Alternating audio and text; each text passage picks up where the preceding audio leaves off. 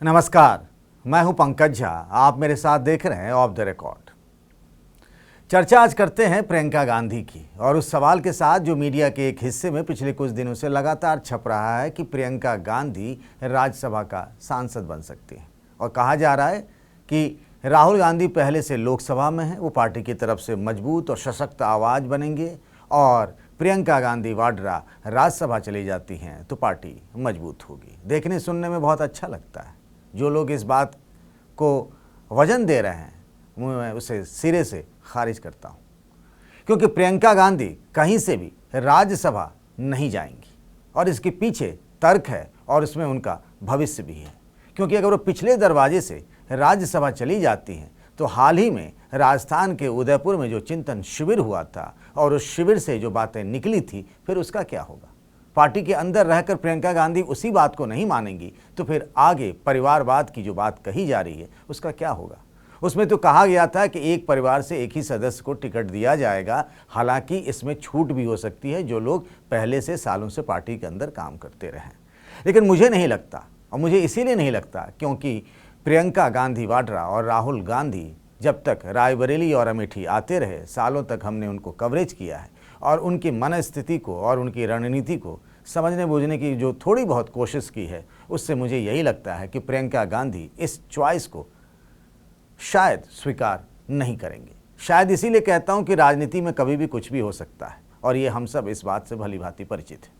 अचानक से पिछले 2-3 दिनों से मीडिया में ये बात छन छन कर सामने आ रही है कि कांग्रेस पार्टी के कई बड़े नेता इस बात के पक्षधर हैं कि प्रियंका गांधी को राज्यसभा भेजा जाए। राजस्थान से भी कई नेताओं ने इस बात की वकालत की, दूसरे राज्यों से भी इस तरह की खबरें आ रही हैं। 31 मई को राज्यसभा के लिए नामांकन की वो आखिरी तारीख है।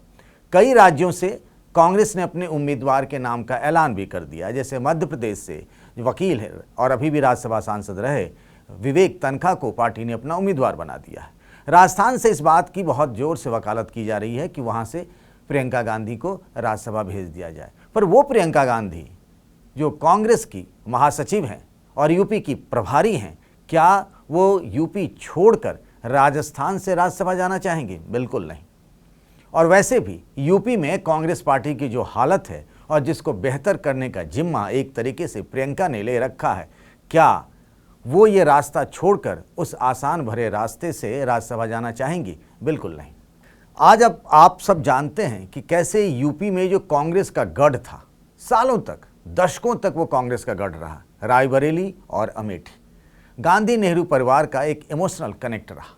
लेकिन अमेठी से जिस तरीके से राहुल गांधी की हार हुई, स्मृति ईरानी इन्होंने हरा दिया, राहुल गांधी केरल के वायनाड चले गए, रायबरेली से अभी भी सोनिया गांधी जो कांग्रेस की अंतरिम अध्यक्ष हैं वो वहां से सांसद हैं। और सोनिया गांधी की जो स्थिति है या जैसा उनका स्वास्थ्य है, इस बात की संभावना लगभग न के बराबर है कि लोकसभा चुनाव में वो रायबरेली से उम्मीदवार हों। तो क्या प्रियंका गांधी ये रायबरेली की सीट बीजेपी के हवाले कर देंगी? मुझे नहीं लगता। एक तो रायबरेली से और वहाँ के कांग्रेस के कार्यकर्ताओं से, वहाँ के लोगों से वो लगातार मिलती जुलती रही हैं, कनेक्ट रही हैं। ये बात अलग है कि अमेठी में जो राहुल गांधी जहाँ से वो चुनाव जीतते रहे वहाँ पार्टी की हार हो गई। और एक तरीके से देखें तो राहुल गांधी और सोनिया गांधी जब भी चुनाव लड़ते थे तो पर्दे के पीछे से चुनाव का प्रबंधन और चुनाव प्रचार दोनों एक तरीके से प्रियंका गांधी वाड्रा ही संभालती है। मुझे याद है तब प्रियंका गांधी बहुत बड़ी नहीं थी। प्रियंका की राजनीतिक परिपक्वता या फिर चीज़ों को पकड़ लेने का और लोगों से कनेक्ट करने की जो बात कही जाती है उसका एक एग्जाम्पल मैं आपको सुनाता हूँ। वो किस्सा है, बात है 1999 की, जब राजीव गांधी के बेहद करीबी रहे उनके दोस्त अरुण नेहरू बीजेपी से चुनाव लड़ रहे थे और गांधी नेहरू परिवार के बेहद करीबी कैप्टन सतीश शर्मा कांग्रेस से चुनाव लड़ रहे थे। और ऐसा लग रहा था कि अरुण नेहरू ने सतीश शर्मा को चुनाव में फंसा दिया है।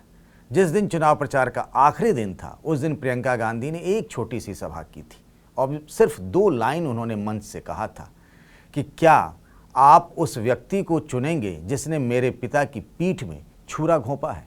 और इतना कहना था प्रियंका का और चुनावी माहौल बदल गया और कैप्टन सतीश शर्मा 1999 के चुनाव में वहाँ से कांग्रेस से जीत गए।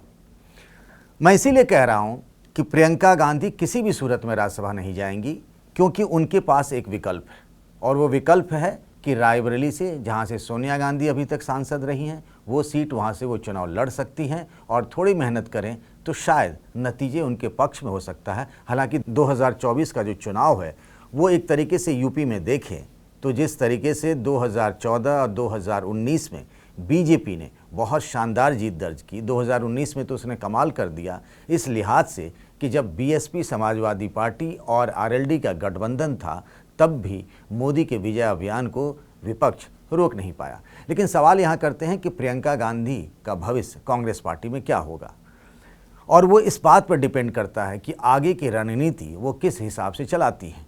जिस तरीके से उदयपुर में कुछ बड़े फैसले लिए गए जिस पर पार्टी काम करने की बात कह रही है, ये बात अलग है कि चिंतन शिविर के बाद सुनील जाखड़ जैसे बड़े नेता कांग्रेस पार्टी छोड़ चुके हैं, कपिल सिब्बल भी पार्टी छोड़ चुके हैं, समाजवादी पार्टी की साइकिल की तरफ चले आए हैं, या फिर हार्दिक पटेल जो गुजरात में कांग्रेस पार्टी के नेता रहे, वो भी आने वाले दिनों में बीजेपी के भगवा रंग में रंग जाएंगे। लेकिन इन सब के बावजूद अगर यूपी का हाल देखें तो जिस तरीके से अखिलेश यादव सब कुछ कर भी विधानसभा चुनाव नहीं जीत पाए, 2024 के चुनाव में वहां पर अगर प्रियंका गांधी चाहें तो चुनाव लड़कर अपनी और अपनी पार्टी की संभावनाएं तलाश सकती हैं। ऐसे हालात में प्रियंका राज्यसभा जाना पसंद नहीं करेंगी, और जो नेता उनके लिए ये बात कह रहे हैं वो एक कह सकते हैं साइकोफेंसी है, चाटुकारिता ही कहा जा सकता है। क्योंकि एक वो दौर भी मैंने देखा जब कहा जाता था प्रियंका गांधी नहीं आंधी हैं, वो आ भी गई और यूपी के विधानसभा चुनाव में कोई कमाल भी नहीं कर पाई।